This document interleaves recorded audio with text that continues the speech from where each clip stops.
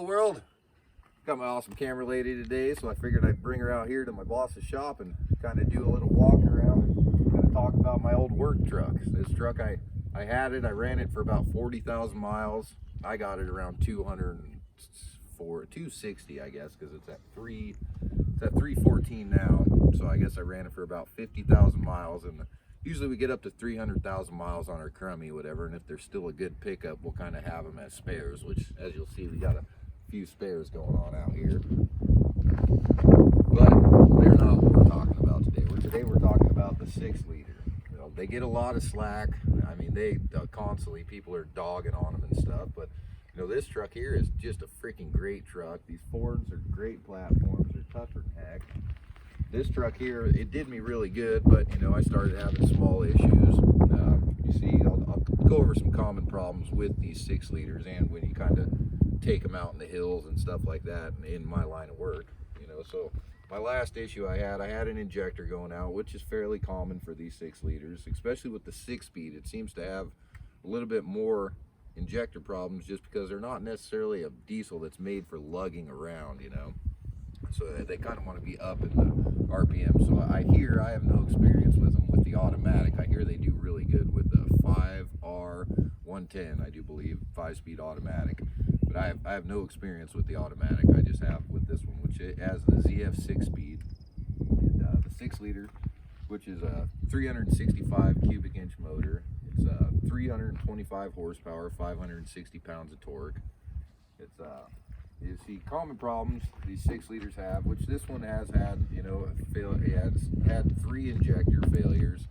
The FICM is actually mounted on the valve cover there, so it's, you know, it takes a bunch of vibration and heat and stuff, so they are a common problem. The IPR and the ICP, you know, which is just kind of a maintenance thing, whatever, with the ICP and IPR, and they're subject to a lot of heat and vibration also. And this one here, it's actually had 3 different radiators, because you know those aluminum radiators that have the plastic, when you go beating around in the hills on these roads that we drive on, whatever, you know, it's known they do separate. You know, so I kind of wanted to bring you guys out here and just do a walk around my truck. This thing hasn't, my old work truck, this thing hasn't been started in about 2 weeks. I came out here and tried to start it just because, you know, I kind of love the old girl still a little bit. She's got a little place in my heart. But and the battery was dead, so I threw a charger on it. Just so, well, actually I jump started it with one of the other pickups and just let it run for a while. So we'll see if she starts. It hasn't started in 2 weeks. Kind of let you guys hear her. You'll be able to hear the injectors at first.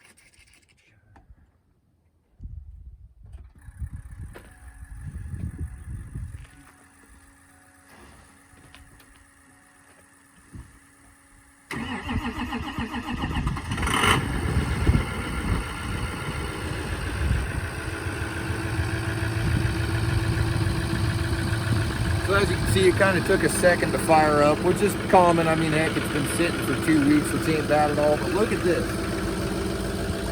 There's no smoke coming out of this thing. Fire right up, not smoke at all. This is freaking incredible. It's got the stock exhaust. Everything about this truck is stock. It doesn't have any aftermarket things at all. Are actually pretty sweet. This truck is a super comfortable rig. As you can see, it's a work truck, so it's all dirty. It's got the WeatherTech floor mats and ZF6 transmission. Come in.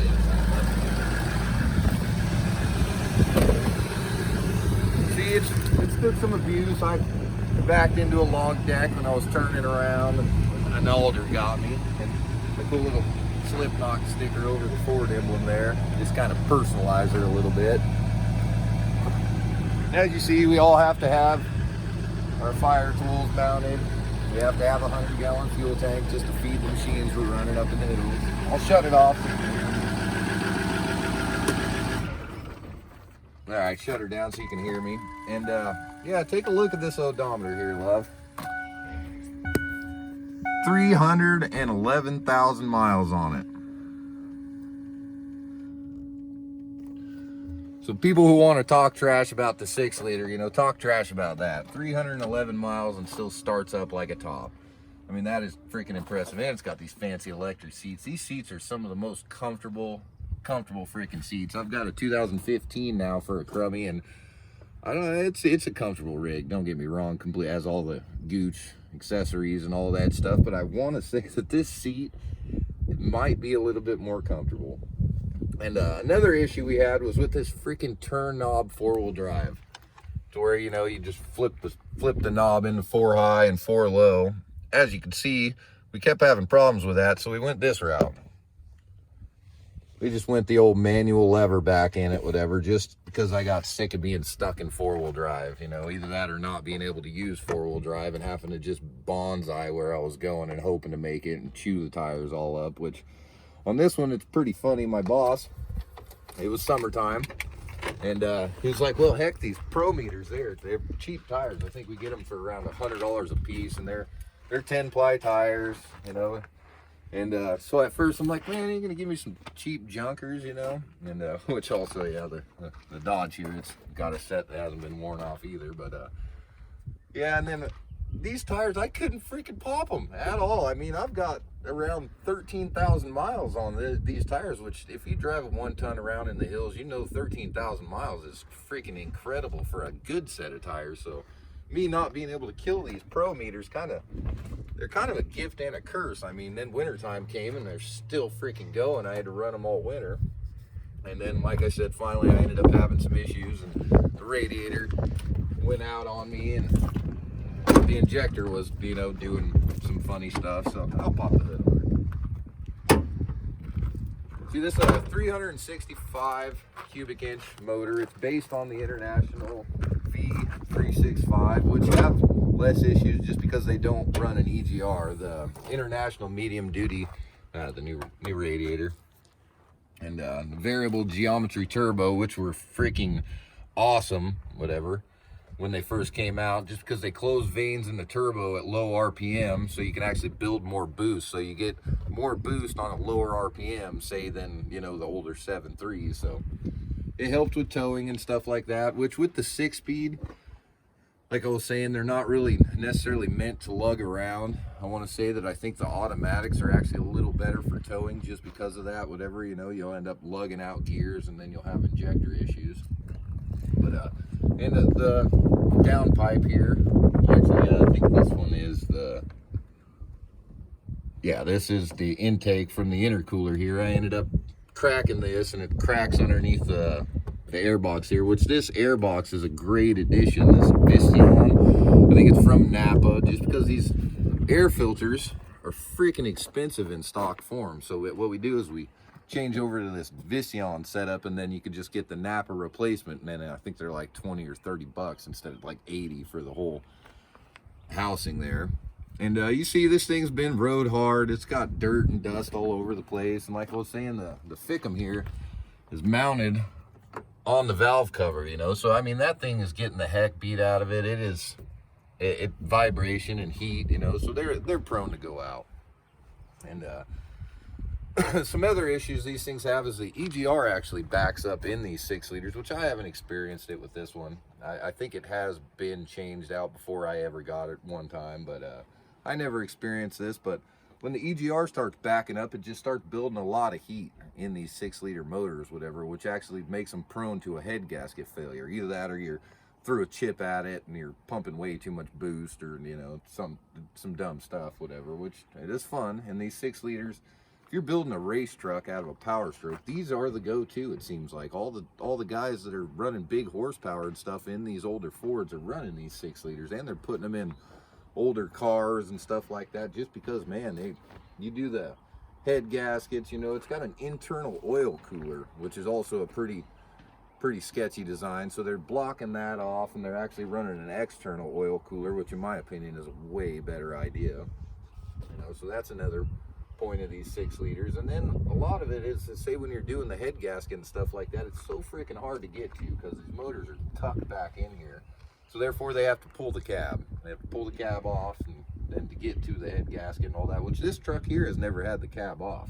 And it's a 311,000 miles, but like I said, we've kept it stock.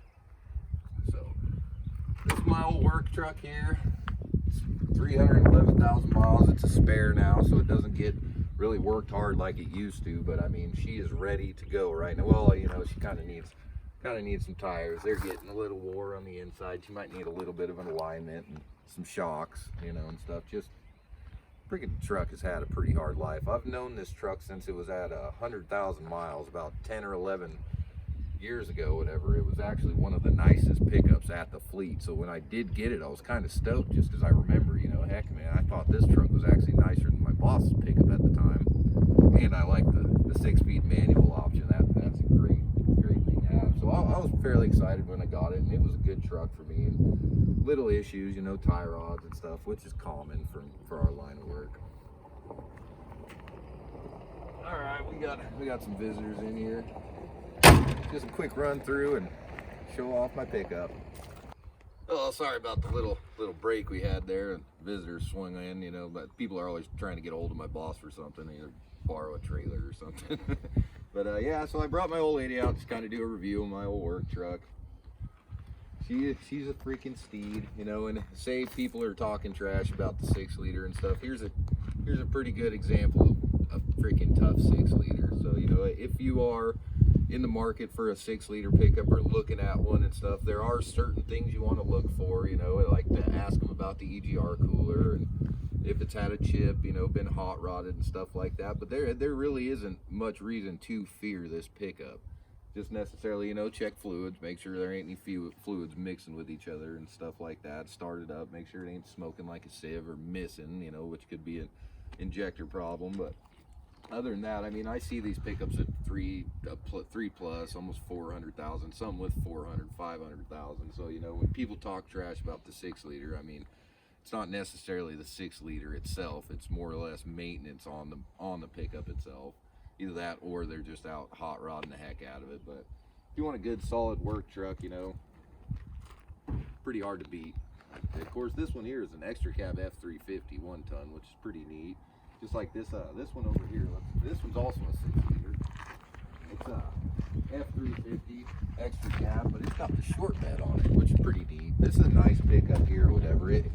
It's a spare also, whatever. It's got a lot less miles. It's got 150,000 on it, and it's been a good pickup. I think it's had some turbo issues and stuff like that, which, you know, I've never had any of those issues. Actually, I think at 100,000, my boss switched out the turbo on that one, so can't say that. So this one, you know, probably just was ready for a new turbo. But yeah, that's pretty much the 6-liters. These other ones, we'll possibly do a video on them some other time, or individually, or however that goes. But yeah, so I wanted to come out here and do a video on my work truck, the old 6-liter. So if you enjoyed this, you know, maybe take a look back at some of my other videos. I mostly mess around with Toyotas. I got a Samurai. I've got a 7.3 Powerstroke too. I'm actually having some issues with right now. But yeah, go ahead and check out some of those videos, whatever. If you like what I'm doing there, hit that little subscribe button, show YouTube I'm a nice guy. And thanks for watching. Have a good one. Stay beautiful.